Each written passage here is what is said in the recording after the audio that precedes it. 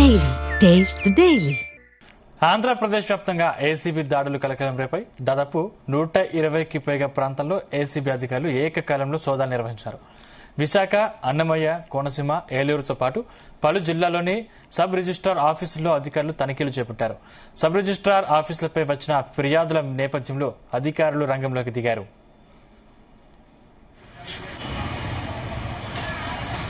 Right, ఇదే అంశానికి సంబంధించిన మరింత సమాచారం మా ప్రతినిధి రామచంద్ర అందిస్తారు. Ramachandra,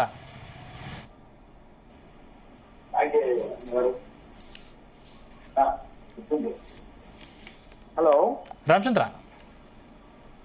thank you Sandeep. ఏదైతే ఆంధ్రప్రదేశ్ లో ఒకటేసారి 120 చోట్ల ఏసీబీ దాడులు అయితే జరిగాయి. డబ్బును కూడా బయటకు విసిరేసినటువంటి సంఘటనలు కూడా చోట చేసుకున్నాయి.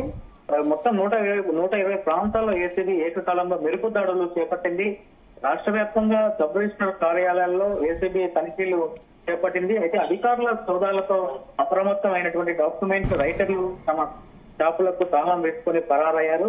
ఒంగోలు సబ్ రిజిస్టర్ ఆఫీస్ పై ఏసీబీ దాడులు చేసిన సమయంలో కార్యాలయ సిబ్బంది కూడా భయంతో డబ్బులను బయటకు వేసినట్లు కూడా సమాచారం ఉంది. అలాగే సిబ్బంది విసిరేసినటువంటి సుమారు 30,000 ఏసీబీ అధికారులు 30,000 రూపాయలు ఏసీబీ అధికారులు అయితే స్వాధీనం చేసుకున్నారు.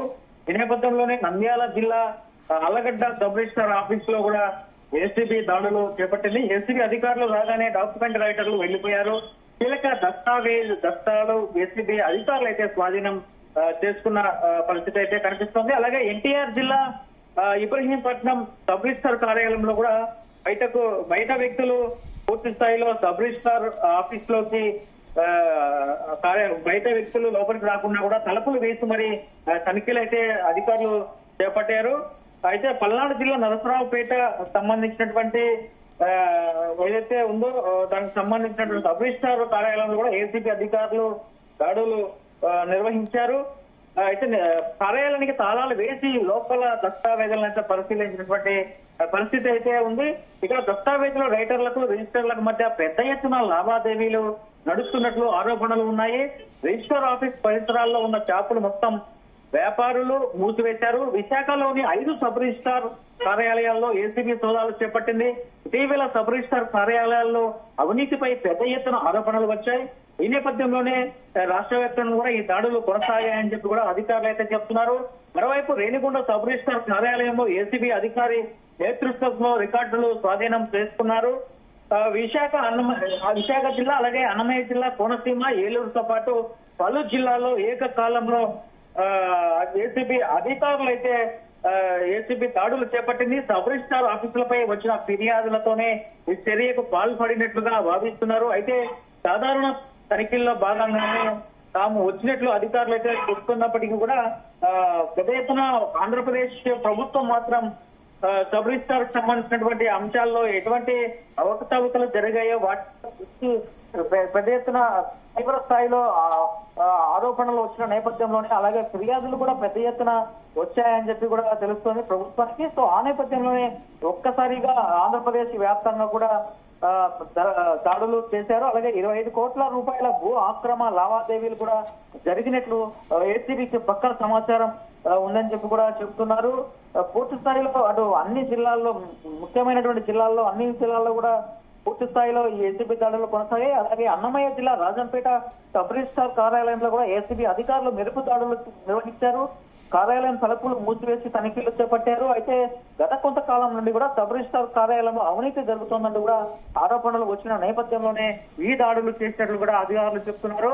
అయితే పూర్తి స్థాయిలో ఇంకా ఒక రిపోర్ట్ అయితే రావాల్సినటువంటి అవసరం ఉంది. ఎందుకంటే ఏకకాలంలో రాష్ట్ర వ్యాప్తంగా జరిగినటువంటి దాడుల్లో ఎంత మేర నగదు స్వాధీనమైంది, అలాగే ఎక్కడైనా దానికి సంబంధించినటువంటి దస్తావేజులకు సంబంధించినటువంటి కావచ్చు, స్టాఫ్ రైటర్లు కావచ్చు, ఎక్కడైనా అక్రమాలకు పాల్పడిన నేపథ్యంలో గుర్తించారా, లేకపోతే నగదు ఏమైనా స్వాధీనం చేసుకున్నారా, అక్రమంగా ఉన్నటువంటి నగదు అనేది కూడా తెలియాల్సినటువంటి అవసరం ఉంది.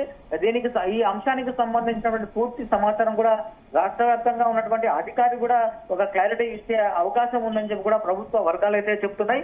పూర్తి స్థాయిలో ఏదైతే ఎక్కడైనా అక్రమంగా జరుగుతున్నటువంటి రిజిస్ట్రేషన్లు కావచ్చు, స్టాంపు దస్తావేజులు కావచ్చు, వీటన్నిటిని కూడా ఏదైతే అక్రమంగా జరుగుతున్న వాటిని కట్టడి చేసే నేపథ్యంలోనే భాగంగానే ఇవి కూడా ఈ దాడులు జరిగినట్లు కూడా చేసినట్లు కూడా తెలుస్తోంది. మరి ఈ దాడులు ఇంకా మరికొన్ని రోజులు ఇలాగే కొనసాగుతాయి. ఎక్కడా కూడా అక్రమ రిజిస్ట్రేషన్లు కావచ్చు, దస్తావేజులు కావచ్చు, స్టాంపులు కావచ్చు అక్రమానికి పాల్పడితే మాత్రం ఖచ్చితంగా ఇటువంటి దాడులు ఇకపై ఏకకాలంలో అలాగే రెగ్యులర్ గా ఉంటాయని చెప్పి కూడా అధికారులు అయితే చెప్తున్నటువంటి పరిస్థితి. ఎప్పటికైనా కూడా రిజిస్ట్రేషన్ జిల్లా రిజిస్ట్రార్లు కావచ్చు, రీజనల్ రిజిస్ట్రార్లు కావచ్చు, వీరందరూ కూడా అక్రమాలకు పాల్పడకుండా ఎక్కడైనా అక్రమాలు జరిగితే వాటిని వెంటనే క్యాన్సిల్ చేయాల్సినటువంటి అవసరము, అలాగే అందరూ కూడా భయం దుప్పిట్లో పెట్టుకొని తమ విధులు నిర్వహించాలని చెప్పి కూడా రాష్ట్రంలో ఉన్నటువంటి ప్రభుత్వ అధికారులు అయితే